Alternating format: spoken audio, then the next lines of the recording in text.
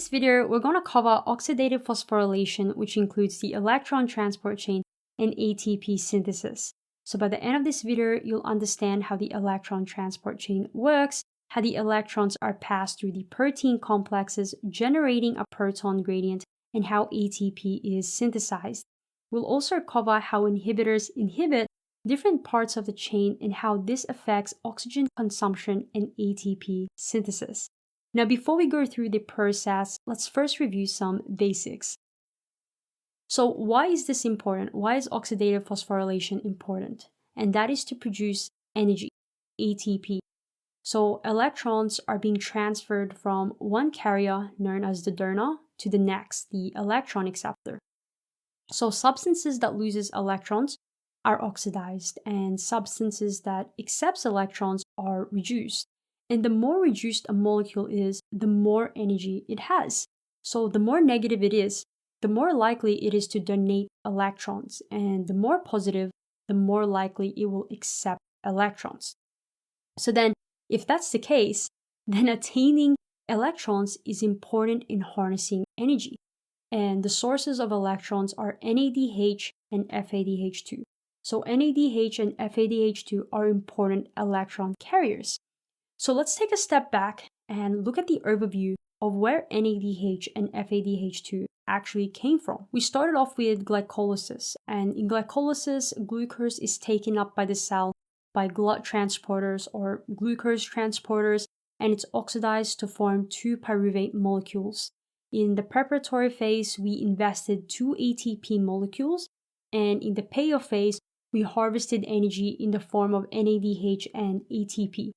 So then the pyruvate that we produce here, it's going to be oxidized to form acetyl-CoA, which then enters the cycle. And pyruvate can also undergo fermentation to lactate or fermentation to ethanol in yeast. But essentially, the acetyl-CoA is going to be oxidized once it enters the cycle. And if we refer back to the citric acid cycle, we released energy from the oxidation of acetyl-CoA, and we also produced NADH and FADH2. And so these electron carriers are going to donate their electrons to the electron transport chain, which is what we're going to be breaking down in this lecture. So the electron transport chain consists of 4 electron carrier complexes, and it's found in the inner mitochondrial membrane. So this is complex 1, NADH dehydrogenase, complex 2, also known as succinate dehydrogenase, complex 3, ubiquinone cytochrome C oxidoreductase, and complex 4, cytochrome oxidase. And we also have ATP synthase, which is sometimes referred to as complex 5.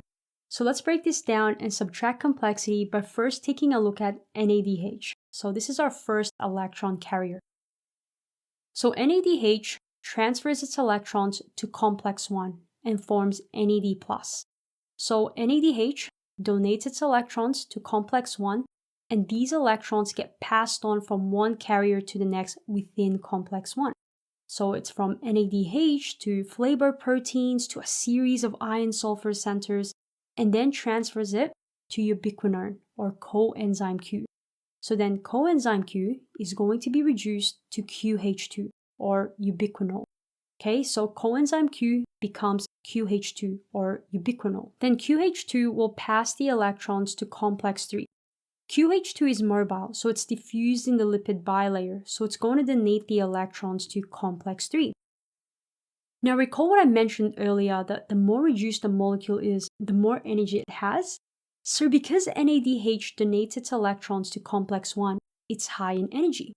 Now what happens is, when electrons are passed along the transport chain, there is a release of free energy. And this energy is used to pump protons from the matrix to the intermembrane space. This proton pump is caused by the energy of the electron transfer. So the more reduced a molecule is, the more energy it has. And so because NADH donated its electrons to complex 1, it's high in energy. And so when electrons are passed along the electron transport chain, we're going to be releasing free energy. And that free energy is going to be used to pump protons from the mitochondrial matrix to the intermembrane space.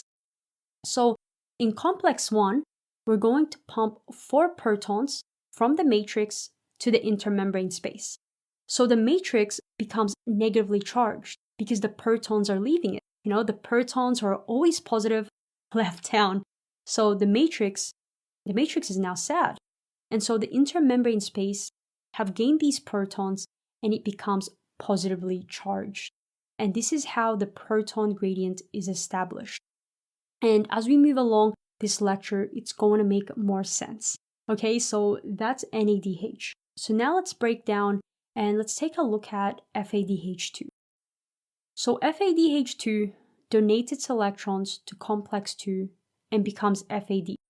Complex 2 is also called succinate dehydrogenase, and if we refer back to the citric acid cycle, it's a membrane-bound enzyme. And within complex 2, similar to complex 1, it's going to transfer the electrons along the different electron carriers that make up complex 2, such as iron sulfur centers, until it passes the electrons to coenzyme Q, which is then reduced to QH2. So again, QH2, it's mobile, so it's freely diffusible within this lipid bilayer of the membrane, so it can carry these electrons and move through the membrane and passes the electrons to complex 3. Now in complex 2, protons are not being pumped from the matrix to the intermembrane space, but the QH2 will pass the electrons to complex 3. Now before we move to complex 3, let's do a quick review of the electron carriers. So NADH donated its electrons to complex 1 and complex 1 only. And complex 1 transferred it to coenzyme Q and is reduced to QH2. FADH2 donated its electrons to complex 2. Now FADH2 will only act on complex 2 and it's oxidized to FAD. And the electrons are transferred to coenzyme Q, which is reduced to QH2. Now, QH2 is mobile, so it's going to be carrying the electrons from complex 1 and 2 through the membrane and donate the electrons to complex 3. Okay, so now we're at complex 3, which is also known as ubiquinone cytochrome C oxidoreductase. So complex 3 is a multi-subunit complex. It contains cytochrome B, C1, and iron sulfur centers. So QH2 is going to donate the electrons to complex 3, and so QH2 will be oxidized back to coenzyme Q because it donated the electrons. And complex 3 will pass the electrons along the carriers that make up complex 3 until it passes the electrons to cytochrome C. Now in complex 3, we're going to be pumping protons from the matrix to the intermembrane space. So a total of 4 protons, so 2 from QH2 and 2 from the matrix. Again, there is a release of free energy that is used to pump the protons from the matrix to the intermembrane space. So now we have cytochrome C here that is carrying the electrons. And cytochrome C is a soluble protein. It's a mobile carrier, so it's going to move in the intermembrane space to complex 4, where it's going to drop off the electrons. So now we're at complex 4. Once cytochrome C donates its electrons to complex 4, the electrons are transferred along the different carrier molecules that make up complex 4, similar to the other complexes, until it reaches the final electron acceptor, oxygen. So molecular oxygen. And then 2 protons from the matrix is used, and we're going to be forming 2 molecules of water. So complex 4 catalyzes the formation of water. Now in complex 4, we're going to be pumping protons, a total of 2 protons from the matrix to the intermembrane space. And the pumping of these protons from the matrix to the intermembrane space is establishing and creating what's called a proton gradient, because the intermembrane space is more positively charged compared to the matrix because of the protons who are always positive, leaving town, leaving the matrix, and moving to the intermembrane space. Okay, so now, before we go through the proton gradient and ATP synthase, let's do a quick review of what we've covered so far. So NADH transferred electrons to complex 1 and complex 1 only. FADH2 transferred electrons to complex 2 and complex 2 only. These electrons are then transferred to QH2, which is mobile, So first they transferred it to coenzyme Q, which turned into QH2. And QH2 is mobile, and so it's going to carry the electrons to complex 3. From complex 3, it's going to donate the electrons to cytochrome C, which is a soluble protein, and it's also mobile. So it's going to move and transfer the electrons from complex 3 to complex 4. Then, these electrons are transferred from complex 4 to oxygen, the final electron acceptor, reducing it to water. So the energy released from the transfer of electrons is what's used to pump these protons and establish a proton gradient. Because remember that the proton concentration is higher in the intermembrane space compared to the matrix because of the proton leaving, so the proton who are always positive, leaving town and moving to the intermembrane space. So the proton gradient is what's going to produce what's called as the proton motive force, which is just the potential energy from the proton concentration difference. So the proton motive force, or simply the proton gradient that we've established, activates this ATP synthase complex. And this is what synthesizes ATP. Okay, so now let's break that down. So ATP synthase, or sometimes it's referred to as complex 5, has two components. So we have the F naught, which is located across the membrane. So this is the section that provides the proton channel, so allowing protons to flow through here. So our protons are going to be moving from high concentration to low concentration. The second component is the F1. This is where the production of ATP occurs. This is where magic happens. So F naught, that's just the gate. That's where protons are flowing through. But F1, this is where the magic happens. But both of these parts, F0 and F1, they work together and they use the proton gradient that was established. What ATP synthase does is allow protons back into the matrix to stimulate the production of ATP by combining ADP and inorganic phosphate. So as protons are flowing through this channel, this right here rotates. And as it rotates, the proton will come out the other end. So the proton gradient that we've established, or the electrical gradient, has potential energy. And that energy is going to be used and converted into the chemical energy of ATP. So ADP and inorganic phosphate combines and makes ATP. And this whole mechanism, this is what's called the chemiosmotic theory, or chemiosmosis. So the proton concentration difference of the intermembrane space and matrix holds potential energy. So the energy that was produced from transferring electrons. And as protons move from high concentration to low concentration through ATP synthase, this activates the production of ATP. So chemiosmosis is moving these protons from high concentration to low concentration, or you can say down their gradient. The chemiosmotic theory states that the proton motive force, which is what pushes the movement of protons, is what synthesizes ATP. And this production of ATP, this is what is called oxidative phosphorylation. So the electron transfer to oxygen is linked or coupled to ATP synthesis. So I've noted here that this right here is the electron transport chain. But this production of ATP, this mechanism, is what's called oxidative phosphorylation. Okay, so the electron transfer to oxygen is linked or coupled to ATP synthesis. Okay, so that was a lot. But now that we've covered how the electron transport chain works, let's now break down how inhibitors inhibit different parts of the chain and how this affects oxygen consumption and ATP synthesis. Because it's important to go through and know what inhibits this process. So the first inhibitor is rotenone. So rotenone inhibits complex 1, specifically the transfer of electrons to coenzyme Q, which means no electron transfer can occur from NADH to complex 1. And overall, this is going to inhibit the electron transport chain. Another inhibitor is antimycin A, which inhibits complex 3. So it prevents the electron transfer from cytochrome B to cytochrome C1, which means cytochrome C won't be able to pass on the electrons to complex 4.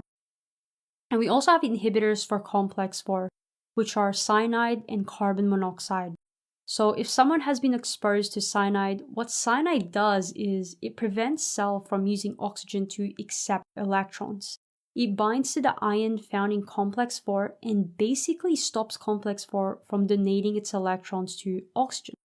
So even though there is oxygen available, the cells can't actually use oxygen. So ATP production is depleted. And this causes hystoxic hypoxia. So your cells have oxygen available, but you are not able to use that oxygen. There are also inhibitors of ATP synthase, which are oligomycin and DCCD, which blocks the proton flow through F0.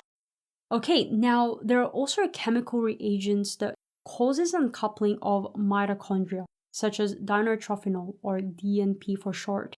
So what DNP does is it uncouples the electron transport chain with the ATP synthase. It provides an alternative way for protons to go back into the matrix without needing to go through ATP synthase.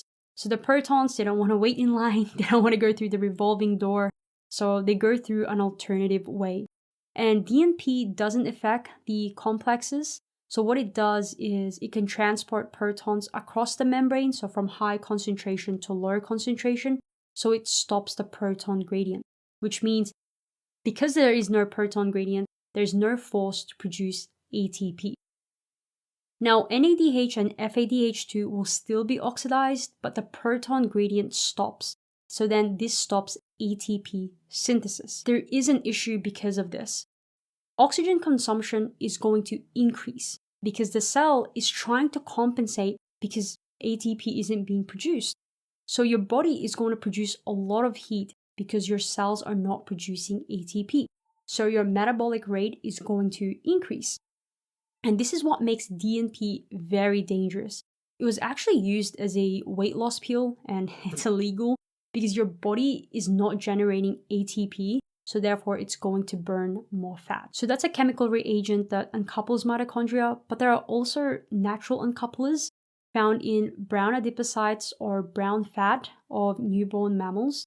So they have an uncoupling protein called thermogenin, and it's found in their inner mitochondrial membrane. And what it does is it provides an alternative way for protons to go back to the matrix, and they generate heat to maintain body temperature. And this also occurs in hibernating animals. Okay, so now that we've covered the electron transport chain and how ATP is synthesized and also inhibitors that inhibit the different parts of the chain, let's now go over how much ATP is being generated from aerobic oxidation of one molecule of glucose. So taking all of the pathways starting with glycolysis. So in glycolysis, we produce net of 2 ATP and also 2 NADH. Now, for each NADH molecule, you can make 2.5 ATP equivalent, and for each FADH2 molecule, you can make 1.5 ATP. So for this NADH, it gives us 5 ATP, so the total here is 7. Now, the pyruvate molecules that we produce can be oxidized to acetyl-CoA, and in this transition step, we generated 2 NADH, giving us 5 ATP. And then for the citric acid cycle, so this is the oxidation of acetyl-CoA, we produced 2 ATP from substrate level phosphorylation, 6 NADH, and 2 FADH2, so that's giving us a total of 20 ATP equivalents. Now, to calculate the total number of ATP molecules produced per one glucose molecule that is oxidized under aerobic conditions gives us a total yield of 32 ATP. So we're producing 32 ATP per one glucose molecule that is oxidized under aerobic conditions. So that is oxidative phosphorylation. In this lecture, we learned how electrons are transferred through the protein complexes, generating a proton gradient, and how ATP is synthesized. We also covered how inhibitors inhibit different parts of the chain, and we calculated the total number of ATP yield per one glucose molecule that is oxidized under aerobic conditions. Thank you for watching this video. Make sure you subscribe to EKG Science so you don't miss a single lecture. And remember, subtract complexity and slow down. To study the next lecture, simply click the next video, or you can view the entire Metabolism playlist. Hey, stop procrastinating!